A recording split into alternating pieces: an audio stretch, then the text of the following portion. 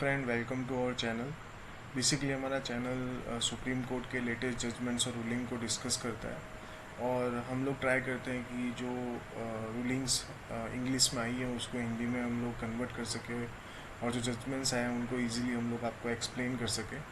तो उसी कड़ी में आज एक केस है, Vidya and others versus messrs Parasnath developers limited. इस केस में क्या होता है कि विद्या जो होती है वो एक फ्लैट बुक करवाती है पारसनाथ डेवलपर्स के बारे में, जिसके बारे में अपन डिटेल डिस्कशन करेंगे आगे।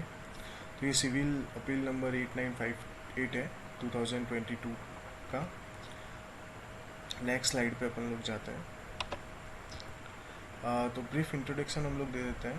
तो इसमें कौन सी पार्टीज इन्वॉल्व थी। 29 जुलाई जो आज है, 29 जुलाई 2024 को ये जजमेंट आया है। जजेस जो थे गवई सर थे, संदीप मेहता सर ने ये जजमेंट दिया है। बैकग्राउंड ऑफ द केस हम लोग देख लेते हैं। सबसे पहले जो पारसनाथ डेवलपर्स लिमिटेड है, उन्होंने एक हाउसिंग सोसाइटी डेवलप करने का प्लान किया और उन्हें हाउसिंग सोसाइटी को काटा, जिसका नाम उन्होंने रखा पारसनाथ प्रमोट, और ये सुभाष नगर न्यू दिल्ली के अंदर थी। अब इन्होंने बुकिंग डेट निकाली जुलाई 15, 2008। इनिशियल पेमेंट इन्होंने बताया 16 लाख अराउंड 3066, और जो सेकेंड इंस्टॉलमेंट थी वो 14 अगस्त 2008 को आपको पे करनी थी। अब फ्लैट बायर एग्रीमेंट के अंदर आया। अब जो बायर था उसने फ्लैट परचेज़ किया अक्टूबर 10, 2008 के अंदर। तो उसको फ्लैट नंबर दिया गया कि आपको 301 फ्लैट टावर नंबर 3 के अंदर हम लोग अलॉट करते हैं। टोटल जो आपका स्क्वायर फीट एरिया होगा या कारपेट एरिया जिसे बोलते हैं 1805 स्क्वायर फीट होगा। जो टोटल प्राइस है वो समवेयर अराउंड 1,28,24,525 थी। अब जो बड़ी सिटी है तो उसमें पार्किंग का पैसा बट ऑफिस बात अलग से लिया जाता है, तो 3 लाख पार्किंग का पैसा इन्होंने अलग से डिमांड किया। बायर ने जो पेमेंट प्लान था वो देखा कि 25% आपको 30 डेज़ के अंदर देना है बुकिंग के, और 60% को आपको 6 इंस्टॉलमेंट्स में देना है और 50% को आपको 3 इंस्टॉलमेंट में देना है।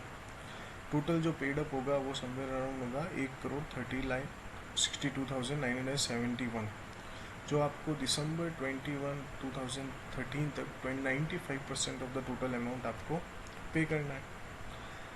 अब हुआ क्या कि फ्लैट जब बना रहा था तो उस कंस्ट्रक्शन के ड्यूरेशन में थोड़ा सा डिले हो गया। तो जो ओरिजिनल फ्लैट 301 टावर नंबर 3 में मिलना था उसकी जगह उनको 702 अप्रैल 2011 में सेकेंड टावर के अंदर दे दिया गया, और जो वेट का पेमेंट था उन्होंने 2 बार कर दिया 2014 के अंदर। जब बायर उस साइट पे पहुंचा ये देखने के लिए कि जो प्रोग्रेस क्या चल रही है उनके फ्लैट की, तो उनको फाइंड आउट होता है कि जून 2015 में कि कोई प्रोग्रेस हुई नहीं है फ्लैट में, कि जो अलॉट होने वाला था जब वो विजिट पे पहुंचे तो उनकी कोई प्रोग्रेस हुई नहीं थी। अब इससे बायर परेशान हो गए, उसने डेवलपर को लेटर्स लिखना चालू किया। तो सीरीज़ ऑफ लेटर्स उसने लिखे। अब लास्ट लेटर उसने जनवरी 6, 2016 को लिखा।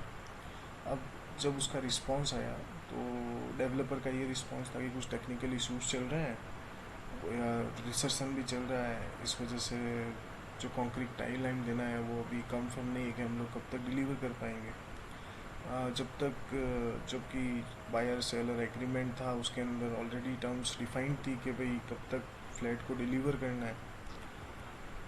अब इससे परेशान होकर बायर जो है वो कंज्यूमर कोर्ट फॉरम पहुंचा। उसने अपनी कंज्यूमर कंप्लेंट रजिस्टर की 2016 के अंदर, और जो उसने बोला कि भाई जो मेरा अमाउंट है वो तो मुझे रिफ़ंड करो, उसके अलावा 25% जो इंटरेस्ट रेट है वो आप मुझे पे करो। तो जो टोटल कंपनसेशन का अमाउंट था वो 1,37,36,350 विद इंटरेस्ट आपको देना पड़ेगा।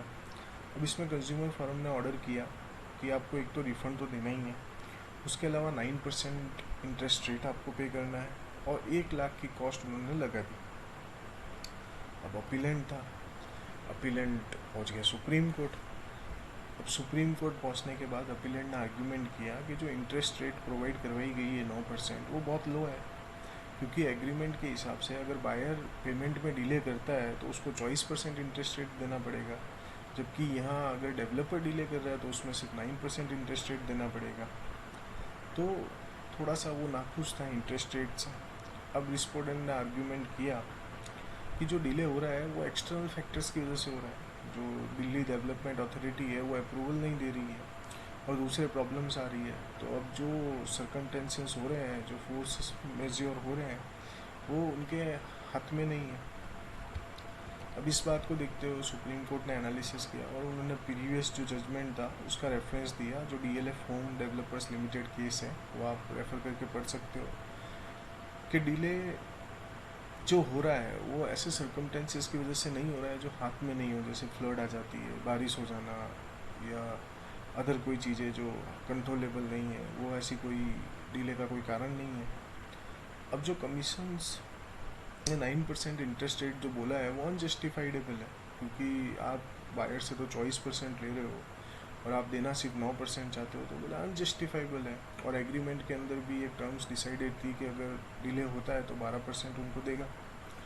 अब जो प्रोजेक्ट डिले हुआ है, सुप्रीम कोर्ट ने माना जो प्रोजेक्ट डिले हुआ है उसकी वजह से जो बायर को है वो बहुत ज़्यादा सफरिंग करनी पड़ी, इमोशनल ब्रेकडाउन हुआ, फाइनेंशियली ब्रेकडाउन हुआ। तो ये सब चीज़ें सुप्रीम कोर्ट ने कंसीडर की।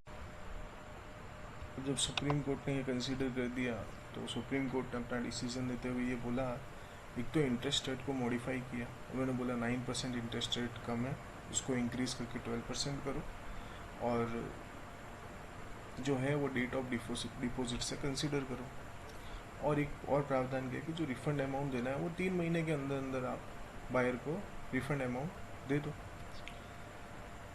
अब मेजरली हम लोग डिस्कस करते हैं इम्पैक्ट के बारे में। कई बार क्या होता है कि बायर्स फ्लैट बुक कर देते हैं और कई प्रोजेक्ट्स चलते हैं। अब होता क्या है कि डेवलपर कई बार अननेसेसरी उनको डिले करता रहता है, वो पेमेंट तो ले लेता है बट फ्लैट की डिलीवरी नहीं दे देता। जब बायर सेलर एग्रीमेंट होता है तो उस एग्रीमेंट के अंदर आपके पास काफ़ी प्रोविज़न्स होते हैं कि इन केस ऑफ डिले क्या होगा, अगर अगर डेवलपर की वजह से डिले हो रहा है तो जब भी फ्लैट खरीदने जाओ सबसे पहले तो आप बायर सेलर एग्रीमेंट को ढंग से पढ़ें। उसके बाद अगर कहीं पे अननेसेसरी डिले हो रहा है तो या आपके पैसे फंस गए तो आप बट ऑफिस बात है कंज्यूमर कोर्ट में जा सकते हो, और जो भी आपका कंज्यूमर फोरम के अंदर जो भी आपका लॉस हो रहा है, या मनी लॉस हो रहा है, मॉनिटरी लॉस हो रहा है, मेंटली लॉस हो रहा है, उसका आप रिकवरी वहाँ से कर सकते हो।